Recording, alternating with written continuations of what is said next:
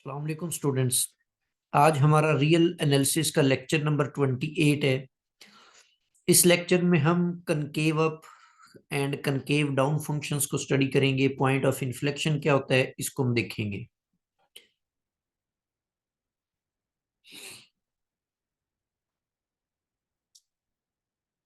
Ji, first of all हम बात करते हैं जी कनकेव डाउन कर्व की।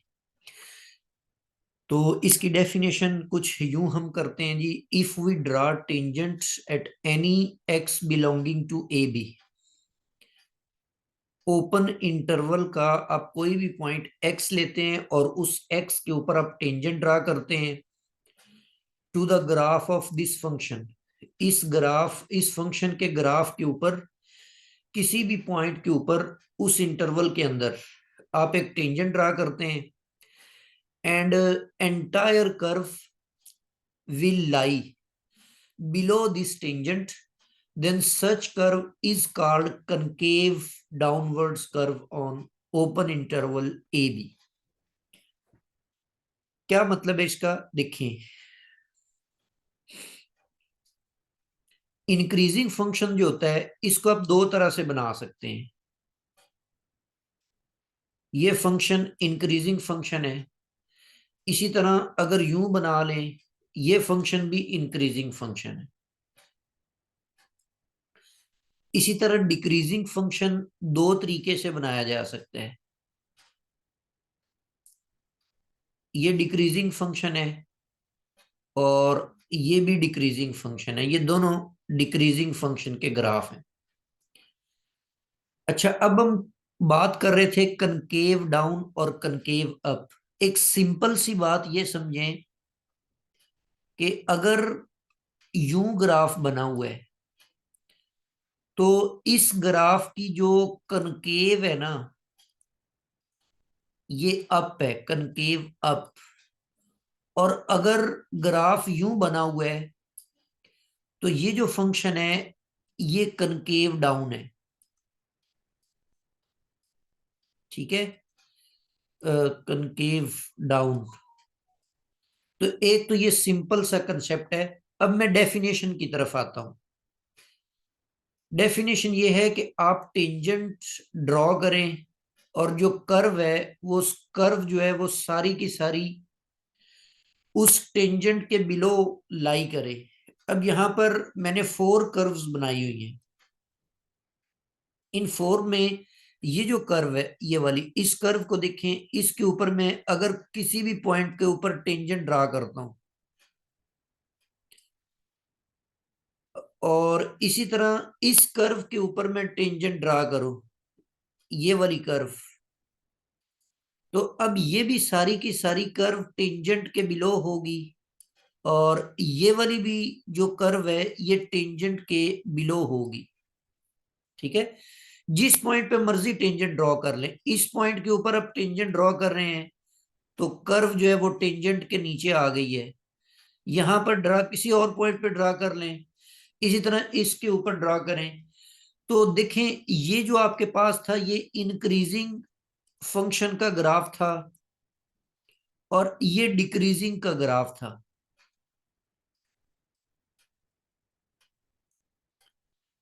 तो ये भी कनकेव डाउन है और ये भी कनकेव डाउन है। अब ये जो मैंने इधर कनकेव डाउन बनाई हुई है, इस बात को आप ज़हन में रखिएगा कि ये जो इसकी केव है ना, केव वो डाउन है और इसकी केव अप है। तो ये दोनों फंक्शंस में हो सकता है, डिक्रीजिंग में भी हो सकता है और इंक्रीजिंग के अंदर भी हो सकता है। ठीक है। अच्छा, अब हम आ जाते हैं जी कनकेव अप की तरफ। जैसे ये नीचे मैंने बनाया, इसका अगर आप टेंजेंट ड्रा करें ना इस पॉइंट के ऊपर, तो ये सारे का सारा फंक्शन जो है इसका ग्राफ इस टेंजेंट के अप है, उसके अबव है। कहीं और पे टेंजेंट ड्रॉ करें, यहां पर कर लें, किसी भी पॉइंट पे टेंजेंट ड्रॉ करें, ये अबव होगा। तो इसीलिए कनकेव अप की डेफिनेशन ये होगी कि किसी भी पॉइंट के ऊपर आप टेंजेंट ड्रॉ करें, आपकी जो कर्व है, जो फंक्शन का ग्राफ है, वो उस टेंजेंट के ऊपर होना चाहिए। ठीक है, ग्राफ टेंजेंट के ऊपर अगर होगा तो उसको हम कनकेव अप बोलेंगे। तो ये जो ऊपर मैंने 4 ग्राफ्स बनाए हैं, इनमें से ये जो डिक्रीजिंग वाला ग्राफ है, इसको जरा आप देखें तो अगर मैं इसका टेंजेंट इस तरह ड्रॉ करता हूं, तो अब ये ग्राफ जो टेंजेंट के ऊपर है, किसी और पॉइंट पे ऊपर ड्रॉ कर ले, यहां पे ड्रॉ किया, ये ग्राफ इससे ऊपर है। इस तरह इंक्रीजिंग वाली साइड पे भी ये ग्राफ है, यहां पर इस पॉइंट के ऊपर अगर हम टेंजेंट ड्रॉ करें, तो इस कर्व का जो कर्व है पूरी की पूरी वो इस टेंजेंट के अबव लाई कर रही है। तो ये भाई कनकेव अप और कनकेव डाउन का कंसेप्ट है। मैथमेटिकली भी हम इनको देखते हैं। तो नेक्स्ट इसमें बड़ी इंपॉर्टेंट बात यहां पर लिखी हुई है कि जो कनकेव डाउनवर्ड कर्व होती है, जो डेरिवेटिव होता है, ये स्ट्रिक्टली डिक्रीजिंग होता है। इंपॉर्टेंट बात, फंक्शन को डिक्रीजिंग नहीं कहा मैंने, मैंने कहा जी उसका डेरिवेटिव डिक्रीजिंग होता है। इसका क्या मतलब है? अब देखें, कनकेव डाउन की बात हुई है, तो कनकेव डाउन वाला ग्राफ यूं बनता है, या थोड़ा सा आप इस तरह भी बना लें, ये कनकेव डाउन है। तो डेरिवेटिव के सॉरी, अगेन मैं इसको थोड़ा सा ड्रॉ कर लूं, ये आपके पास ग्राफ जो है ये कनकेव डाउन है। तो अब उसमें आप कोई भी टेंजेंट ड्रॉ करेंगे तो वो टेंजेंट इसके अबव होगा। अच्छा, ये क्या डेरिवेटिव स्ट्रिक्टली डिक्रीजिंग है, इसका क्या मतलब है? देखें, अगर मैं यहां पर इसका स्लोप ड्रॉ करता हूं, तो ये स्लोप की वैल्यू होगी। मतलब यहां पर ये टेंजेंट जो होगा, ये टेंजेंट होगा और इसका कोई ना कोई स्लोप होगा। इसी तरह यहां पर अगर कोई टेंजेंट ड्रॉ करूं, तो ये ऐसे बन जाएगा थोड़ा सा। और ये बात भी थोड़ा सा माइंड में रखें कि जो ये होता है ना डेरिवेटिव, ये स्लोप के बराबर होता है। और स्लोप का एक फार्मूला ये भी होता है, टेंजेंट अल्फा से भी आप स्लोप निकाल सकते हैं। इसकी पीक जो है वहां पर अगर हम टेंजेंट ड्रॉ करें, तो वो इस तरह की हॉरिजॉन्टल लाइन बन जाएगा। अब देखें, यहां पर इसकी इंक्लिनेशन, ये एंगल सबसे ज्यादा था, तो इसका स्लोप सबसे ज्यादा है। इसका एंगल थोड़ा सा कम हो गया, ये स्लोप कम हो गया। ये जो हॉरिजेंटल है, इसका स्लोप 0 हो गया। अगर इससे अगर डाउन करते हैं, तो इनके जो स्लोप्स हैं वो नेगेटिव बन जाएंगे। अब आप देखें, स्लोप की वैल्यू आहिस्ता आहिस्ता डिक्रीज होती जा रही है। सबसे पहले स्लोप हाईएस्ट था, उसके बाद जैसे जैसे मूव करते हुए आगे जा रहे हैं, स्लोप जो है वो डिक्रीज होता जा रहा है। तो स्लोप का दूसरा नाम क्या है जी? डेरिवेटिव। तो इसीलिए हम डेरिवेटिव के बारे में ये बात करेंगे कि डेरिवेटिव जो होता है कनकेव डाउन फंक्शन का, वो एक डिक्रीजिंग फंक्शन होता है और स्ट्रिक्टली डिक्रीजिंग होता है।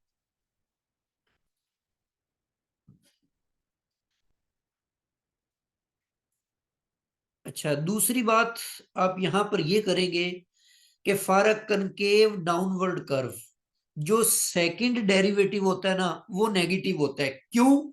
देखिए, मैंने ये बात की थी कि अगर एफ ऑफ एक्स डिक्रीजिंग है, तो डिक्रीजिंग के लिए हमने मैथमेटिकली जो प्रूफ किया था वो ये किया था कि इसका जो डेरिवेटिव होगा ना, वो डेरिवेटिव नेगेटिव होगा। अब ये ऊपर जो फर्स्ट पॉइंट लिखा हुआ है, उसमें ये लिखा हुआ है, अब इसी कंसेप्ट को माइंड में रखें। ये हम पहले पढ़ चुके हैं, ये फंक्शन और डेरिवेटिव का ताल्लुक है। अच्छा, अब मैंने यहां पर ये बोला हुआ है कि जो डेरिवेटिव है, ये डेरिवेटिव है जी डिक्रीजिंग। ये एक डिक्रीजिंग फंक्शन है। अगर ये डिक्रीजिंग है, तो फिर हम इसका जब डेरिवेटिव लेंगे, इसका जब डेरिवेटिव लिया जाएगा, तो वो डेरिवेटिव तो नेगेटिव होगा। तो जब इसका एक और डेरिवेटिव लेंगे, तो ये सेकंड डेरिवेटिव बन जाएगा। Sorry, second derivative. तो सेकंड डेरिवेटिव नेगेटिव होगा। तो कनकेव डाउन के दो मैथमेटिकल कंसेप्ट्स याद रखें कि जो कनकेव डाउन कर्व होती है, उस उस कर्व का डेरिवेटिव जो होता है वो एक स्ट्रिक्टली डिक्रीजिंग फंक्शन होता है, और इसके लिए सेकंड डेरिवेटिव जो होता है वो नेगेटिव होता है। जी, अब हम इसकी कुछ एग्जांपल्स देखते हैं कि कैसे। जी एक मिसाल मैंने दी हुई है जी, f of x is equal to x cube. अब इसका अगर आप देखें ग्राफ एक्स क्यूब का, ये हम यहां पे इसको ड्रॉ करते हैं कि ये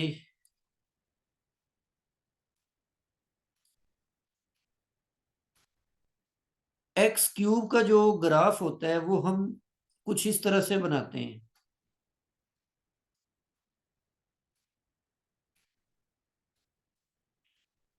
ठीक है, तो अब ये कनकेव अप है नेगेटिव इन्फिनिटी के ऊपर, सॉरी कनकेव डाउन है। यहां पर ये गलती से लिखा गया है, यहां पर कनकेव डाउन आना चाहिए, कनकेव अप नहीं है, कनकेव डाउन है नेगेटिव इन्फिनिटी के ऊपर। क्यों, ऐसा क्यों है देखें, ये जो नेगेटिव एक्सिस वाला पोर्शन है, ये यहां पर ग्राफ देखें तो ये कनकेव डाउन है। अगर आप इसको मैथमेटिकली देखना चाहते हैं तो देखें एफ प्राइम ऑफ एक्स, ये निकलेगा 3x²। और अगर हम इसका सेकंड डेरिवेटिव निकाल लें तो वो बन जाएगा भाई 6x। और कनकेव डाउन के लिए हम क्या करते होते हैं, डेरिवेटिव को पुट करते हैं जी नेगेटिव, तो 6x < 0 आ जाएगा। तो यहां से x < 0 आएगा, मतलब x नेगेटिव है। तो इसका मतलब है कि ये जो फंक्शन है ना F of x is equal to x cube, ये माइनस इंफिनिटी से 0 के ऊपर ये कनकेव डाउन है, ये कनकेव डाउन है। और इसका जो पॉजिटिव वाला पोर्शन है वो कनकेव अप है। अच्छा, इसी तरह एक दूसरा फंक्शन भी यहां पर दिया हुआ है साइन वाला, उसको भी हम देख लेते हैं कि वो किस तरीके से, उसकी भी मतलब एक इंटरवल दिया हुआ और इंटरवल के ऊपर बात की हुई है।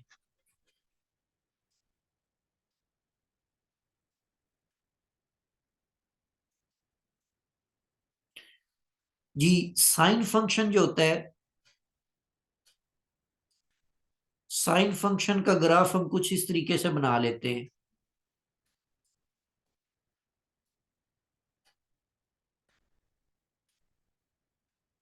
साइन फंक्शन का यूं ग्राफ बनता है। अच्छा, इंटरवल दिया हुआ है 0 से पाई, तो यहां पर ये 0 है और यहां पर पाई है।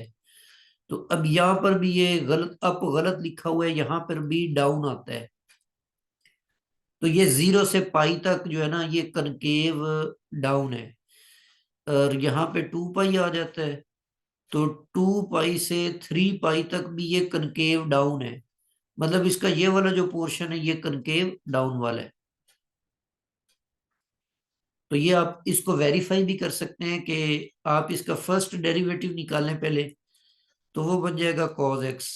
फिर आप इसका सेकंड डेरिवेटिव निकालें, तो सेकंड डेरिवेटिव इसका बनेगा जी माइनस साइन एक्स। और सेकंड डेरिवेटिव को हमने कनकेव डाउन के लिए पुट करना होता है जी < 0। तो माइनस साइन एक्स जो है ये < 0 आएगा, माइनस के साथ इसको मल्टीप्लाई करेंगे तो साइन एक्स पॉजिटिव बन जाएगा। तो साइन एक्स जो पॉजिटिव होता है, मतलब यहां पर 0 to 2 पाई के अंदर, पहले इंटरवल के अंदर एक साइकिल के अंदर इसको चेक कर लेते हैं हम। तो यहां पर साइन एक्स हमें पता है कि पॉजिटिव होता है जब एक्स बिलोंग कर रहा होता है 0 से पाई। तो अब ये इसके अंदर कनकेव डाउन है। जी इसी तरह कनकेव अप,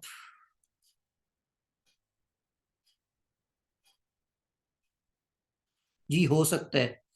ये जो साइन फंक्शन था, एक इंटरवल में कनकेव अप है, दूसरे इंटरवल में कनकेव डाउन है। तो ऐसे हो सकता है कि एक ही फंक्शन कनकेव किसी इंटरवल के ऊपर कनकेव अप होता है और किसी इंटरवल के ऊपर कनकेव डाउन होता है। अच्छा, कनकेव अप को हम डिफाइन करते हैं कि, मतलब ये हम पहले देख चुके हैं, इसकी डेफिनेशन जस्ट उसके उलट हो जाएगी कि if we draw a tangent at any point to the graph of this function and entire curve will lie above this tangent, then such a curve is called concave upward curve. तो इसमें याद रखें कि इसका first derivative जो होता है concave up में ये स्ट्रिक्टली इंक्रीजिंग होता है, और इसका जो सेकंड डेरिवेटिव होगा वो पॉजिटिव होगा। तो ये वही स्ट्रिक्टली इंक्रीजिंग की कंडीशन को यूज करते हुए एफ प्राइम ऑफ एक्स चूंकि स्ट्रिक्टली इंक्रीजिंग है, तो इसका जो डेरिवेटिव होगा मतलब सेकंड डेरिवेटिव होगा वो पॉजिटिव बन जाएगा। तो इसकी एग्जांपल्स देखें। पहली एग्जांपल है जी आपके पास x square is concave upon R. ये जो एक्स स्क्वायर है ये पूरे सेट ऑफ रियल नंबर के ऊपर ये कनकेव अप है। तो एक्स स्क्वायर का ग्राफ हम आमतौर पे यू बना रहे होते हैं, तो ये कनकेव अप है, ये y is equal to X square का ग्राफ है। तो ये सारे मतलब पूरे आर के लिए ये सेट ऑफ रियल नंबर के लिए ये कनकेव अप है, ये कहीं भी कनकेव डाउन नहीं होता। अगर आप इसको मैथमेटिकली चेक करें तो इसका एक्स स्क्वायर का जो फर्स्ट डेरिवेटिव है ये 2x बन जाता है, और जो इसका सेकंड डेरिवेटिव है वो आपके पास 2 आ जाता है। और ये चूंकि 2 कांस्टेंट बन चुके हैं, अब ये सारी x की वैल्यूज के लिए पॉजिटिव ही रहेगा।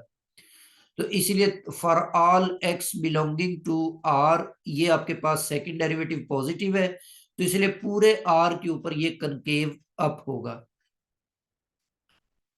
अच्छा, दूसरी मिसाल एक्स क्यूब की दी हुई है। तो एक्स क्यूब का अभी हमने पोर्शन देखा था।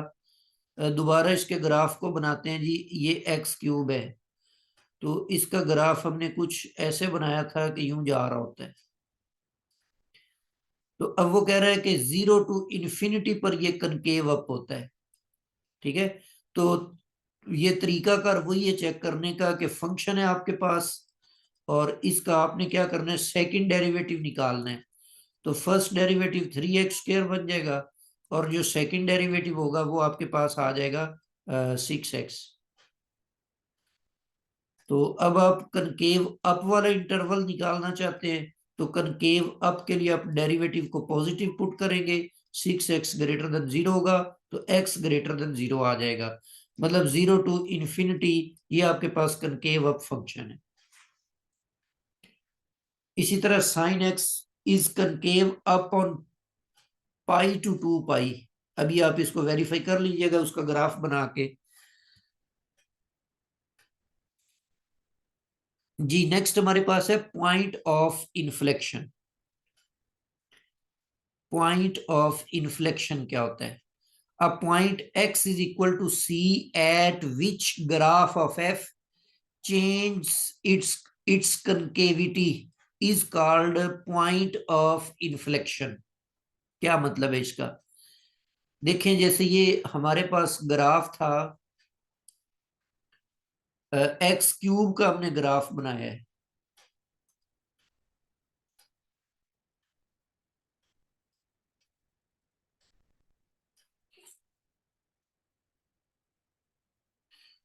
एक्स क्यूब का हमने कुछ इस तरीके का ग्राफ बनाया।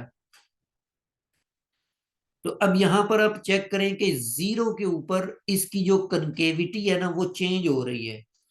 मतलब -∞ से लेकर 0 तक ये कनकेव डाउन है, और उसके बाद 0 से आगे आगे ये पॉजिटिव की तरफ, मतलब 0 to ∞ पर ये कनकेव अप है।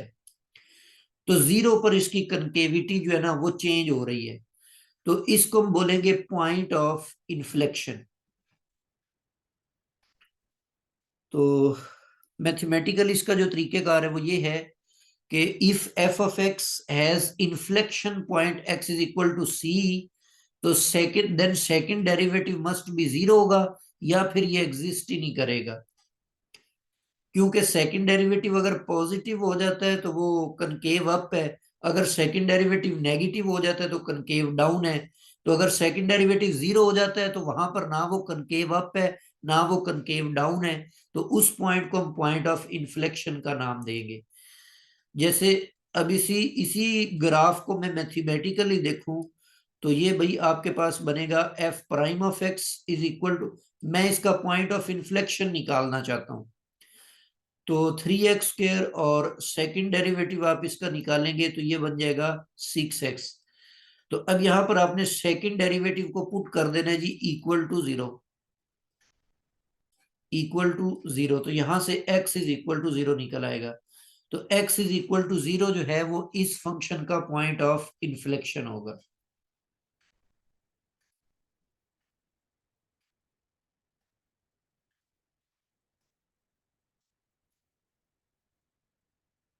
जी, आप वो डेरिवेटिव टेस्ट भी यूज कर सकते हैं, जैसे आपने एफएससी में किया था ना, कि वो वहां पर उसकी ना तो मैक्सिमम वैल्यू होती है ना वो मिनिमम उसकी वैल्यू एग्जिस्ट करती है।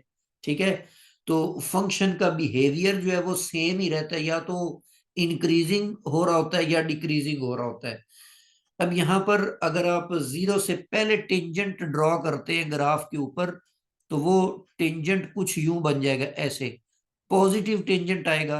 और जीरो के बाद अगर आप चेक करते हैं तो जीरो के बाद भी पॉजिटिव ही टेंजेंट बनेगा।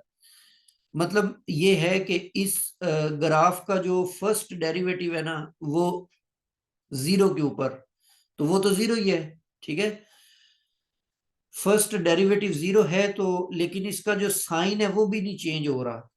मतलब जीरो से पहले अगर किसी पॉइंट पे आप देखते हैं ना, जीरो से पहले मतलब जीरो में से कोई चीज माइनस करते हैं आप, जीरो माइनस एप्सिलॉन के ऊपर, तो भी वो पॉजिटिव है। ठीक है, उसमें था थ्री, और ये डेरिवेटिव इसका लिखा हुआ है, थ्री और माइनस एप्सिलॉन का स्क्वायर लिखेंगे तो ये थ्री एप्सिलॉन स्क्वायर ही है। इसी तरह फिर आप जीरो प्लस एप्सिलॉन पुट कर देते हैं तो भी आपके पास थ्री एप्सिलॉन स्क्वायर ही आएगा। ये भी पॉजिटिव है और ये भी पॉजिटिव है। तो फर्स्ट डेरिवेटिव रूल के तहत फर्स्ट डेरिवेटिव ने चूंकि साइन चेंज नहीं किया, तो ये उसकी कोई मैक्सिमम या मिनिमम वैल्यू के बारे में आप डिसाइड नहीं कर सकते। ठीक है, तो ये पॉइंट ऑफ इन्फ्लेक्शन होगा।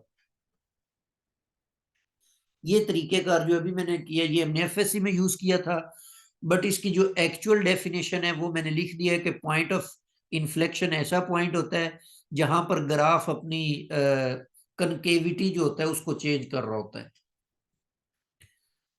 जी, इसकी एग्जांपल एक्स क्यूब की हमने अभी देख लिया जीरो के ऊपर, और जो साइन एक्स होता है ये एन पाई के ऊपर। ये साइन वाले ग्राफ भी हम देख लेते हैं कि इसका ग्राफ आप यूं बनाते हैं, तो अब ये यहाँ पर जीरो है, यहाँ पे पाई है, ये टू पाई है, और इसी तरह ये थ्री पाई है, ये फोर पाई है। तो इन तमाम पॉइंट्स के ऊपर ये अपनी कनकेविटी चेंज कर रहा है। अब ये जीरो से पाई कनकेव डाउन है, और पाई से टू पाई, या सॉरी यहाँ पे टू पाई आता है, तो पाई से टू पाई कनकेव अप है। फिर आगे टू पाई से थ्री पाई तक कनकेव डाउन है। फिर आगे टू पाई से थ्री पाई से फोर पाई कनकेव अप है। तो बीच में ये जो पॉइंट्स है ना जहां पर ये एक्स एक्सिस को क्रॉस कर रहा है, यहां पर ये इनका पॉइंट ऑफ इन्फ्लेक्शन होगा। मैथमेटिकली इसको कैलकुलेट करने के लिए साइन का फर्स्ट डेरिवेटिव निकालेंगे। साइन का फर्स्ट डेरिवेटिव जो है वो होता है जी कॉस एक्स। सेकंड डेरिवेटिव इसका निकलेगा तो वो बन जाएगा माइनस साइन एक्स। तो सेकंड डेरिवेटिव को हमने जीरो पुट करना है पॉइंट ऑफ इन्फ्लेक्शन निकालने के लिए। तो यहां से आप साइन एक्स की जो कीमत है ये बराबर जीरो के रखेंगे, तो एक्स यहां से आ जाएगा एन पाई। मतलब जितने भी पाई के मल्टीपल्स है ना, इंटीग्रल मल्टीपल्स, यहाँ पे एन पे कंडीशन है कि एन इज एन इंटीजर, मतलब ये नेगेटिव साइड पर भी तो इसका ग्राफ होगा ना, तो वहां पर भी जो पाई के सारे मल्टीपल्स हैं, तो ये वाले पाई के जो मल्टीपल्स हैं ये आपके पास इसके पॉइंट ऑफ इन्फ्लेक्शन होते हैं।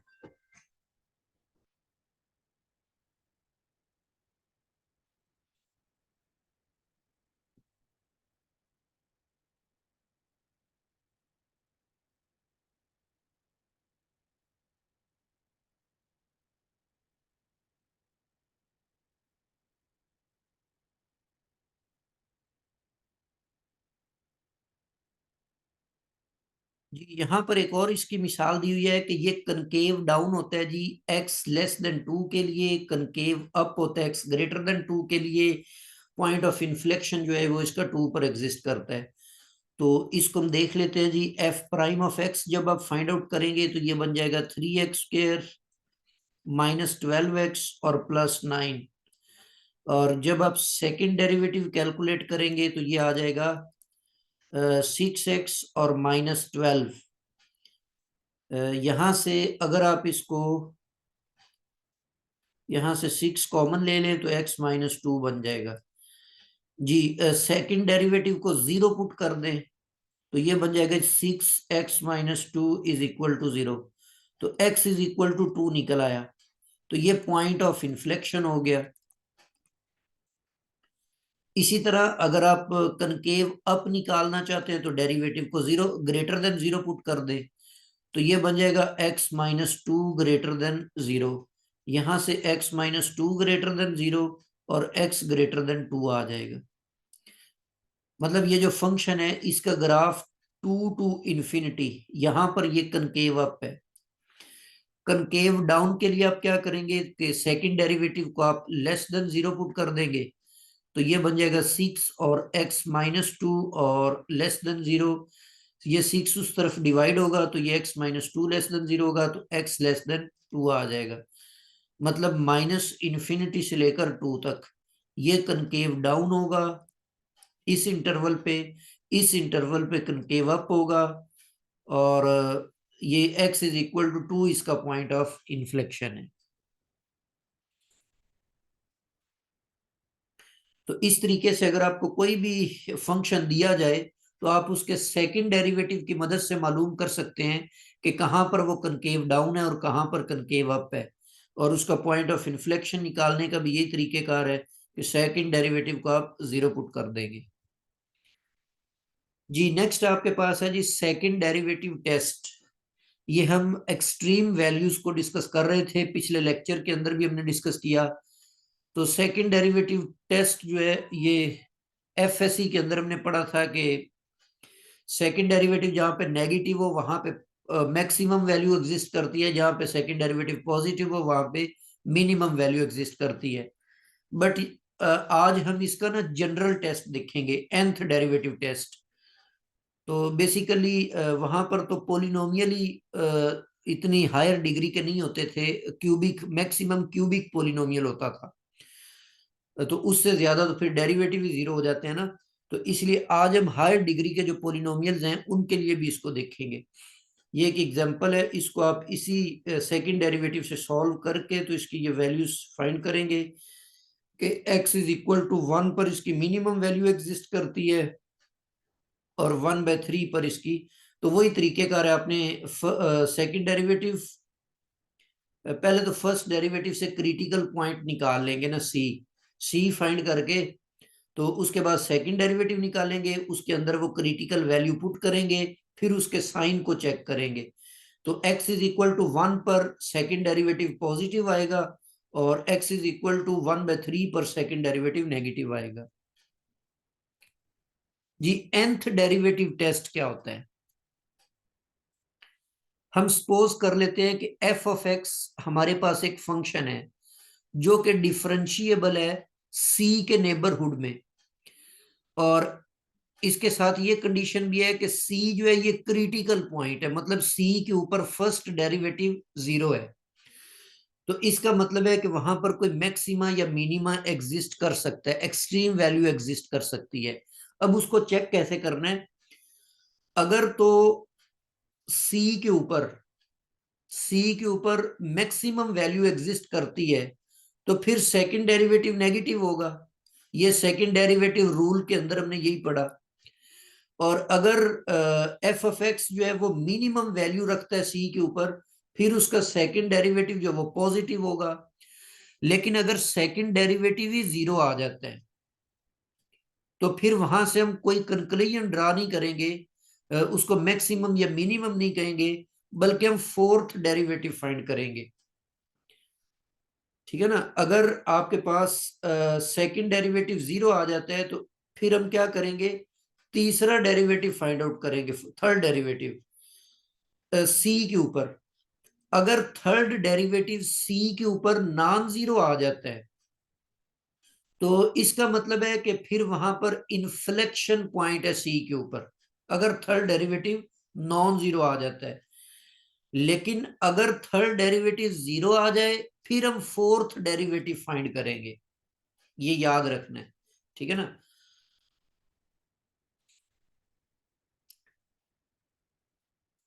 जी, अगर अब हम जब फोर्थ डेरिवेटिव फाइंड कर लेंगे तो फोर्थ डेरिवेटिव फाइंड कर लेने के बाद वही तरीकेकार होगा कि अगर फोर्थ डेरिवेटिव नेगेटिव होगा तो वहां पर मैक्सिमम वैल्यू एग्जिस्ट करती है, और अगर फोर्थ डेरिवेटिव जो है वो पॉजिटिव होगा तो वहां पर मिनिमम वैल्यू एग्जिस्ट करती है। अब उसी तरह हम कंटिन्यू रखेंगे कि अगर फोर्थ डेरिवेटिव ना पॉजिटिव आता है ना नेगेटिव आता है, बल्कि फोर्थ डेरिवेटिव जो है ये आपके पास आ जाता है जी 0, ठीक है ना, ये 0 आ जाता है तो सी के ऊपर, तो फिर हम ऐसा करेंगे कि हम फिफ्थ डेरिवेटिव फाइंड आउट करेंगे, विल कैलकुलेट फिफ्थ डेरिवेटिव। अब जब फिफ्थ डेरिवेटिव हमारे पास आ गया और फिफ्थ डेरिवेटिव हो गया जी नॉन जीरो, तो ये इन्फ्लेक्शन पॉइंट होगा सी। लेकिन अगर फिफ्थ डेरिवेटिव 0 नहीं आता तो सॉरी नॉन जीरो नहीं आता, 0 आ जाता है, तो फिर आगे हम इसका सिक्स्थ डेरिवेटिव कैलकुलेट करेंगे। तो ये तरीका जारी रखेंगे। अब यहां पर दो बातें आपको समझ आ गई होंगी कि इवन जो है ना, इवन ऑर्डर डेरिवेटिव, जैसे सेकंड ऑर्डर डेरिवेटिव है, फोर्थ ऑर्डर डेरिवेटिव है, सिक्स्थ ऑर्डर डेरिवेटिव है, ये जो इवन ऑर्डर है डेरिवेटिव्स, ये हमें बताएंगे जी मैक्सिमा और मिनिमा के बारे में। जबकि ऑड ऑर्डर वाला डेरिवेटिव है, अगर ऑड ऑर्डर वाला डेरिवेटिव नॉन जीरो आ जाता है तो वो इन्फ्लेक्शन पॉइंट के बारे में हमें बता देगा। लेकिन अगर थर्ड डेरिवेटिव 0 नहीं आता तो सॉरी नॉन जीरो नहीं आता, 0 आ जाता है, तो फिर हम आगे मूव कर जाएंगे। तो इसका मतलब है जो ऑड ऑर्डर डेरिवेटिव है इससे हमने आगे मूव करना है। तो ये इसको हम अप टू सो ऑन इसी प्रोसीजर को जारी रखेंगे जब तक हम किसी रिजल्ट के ऊपर नहीं पहुंच जाते, मतलब हमें इन्फ्लेक्शन का पता नहीं चल जाता या मिनिमा और मैक्सिमा का पता नहीं चल जाता, हम इसी तरह इसको कैरी ऑन रखेंगे। इसको समझने के लिए कोई एग्जांपल हम देखते हैं। जैसे मिसाल के तौर पे आपके पास है जी function f of x is equal to x cube, f f of x is equal to x cube है। सबसे पहले तो मैंने ये किया कि इसका क्रिटिकल पॉइंट निकाल लिया, F prime of x is equal to 3x square निकल आया। फिर मैंने यहां से क्या किया कि फर्स्ट डेरिवेटिव को पुट किया 0 के बराबर, तो वहां से मेरे पास क्रिटिकल पॉइंट निकल आया जी 0, एक्स इज इक्वल टू 0। अब हमने फाइंड किया जी सेकंड डेरिवेटिव। अब जब हमने सेकंड डेरिवेटिव फाइंड कर लिया तो ये आ गया जी 6x। तो सेकंड डेरिवेटिव के अंदर जब हम क्रिटिकल वैल्यू पुट करते हैं, ये इसमें ये 1 मिनट रह गया तो ये मीटिंग ऑफ हो जाएगी, तो इसको दोबारा से ज्वाइन कर लीजिएगा जी। सेकंड डेरिवेटिव जब हमारे पास आ गया तो इसके अंदर अब हमने क्रिटिकल पॉइंट वाली वैल्यू पुट कर देनी है, तो ये तो 0 आ गया। तो आपको याद होगा कि इवन ऑर्डर वाला डेरिवेटिव अगर पॉजिटिव या नेगेटिव हो तो मैक्सिमा मिनिमा के बारे में बताएगा, लेकिन अगर वो 0 आ जाए तो फिर वो ना इन्फ्लेक्शन के बारे में इंफॉर्मेशन देगा ना एक्सट्रीम पॉइंट्स वैल्यूज के बारे में बात करेगा, बल्कि ये उसने हमें ये बताया होगा कि हम आगे मूव कर जाएं, मतलब तीसरा डेरिवेटिव फाइंड कर लें। तो ये अब चूंकि 0 आ चुका है इसीलिए अब हम निकालते हैं जी थर्ड डेरिवेटिव। तो थर्ड डेरिवेटिव निकल आएगा जी 6। तो जब ये 6 आ गया तो इसको हमने क्रिटिकल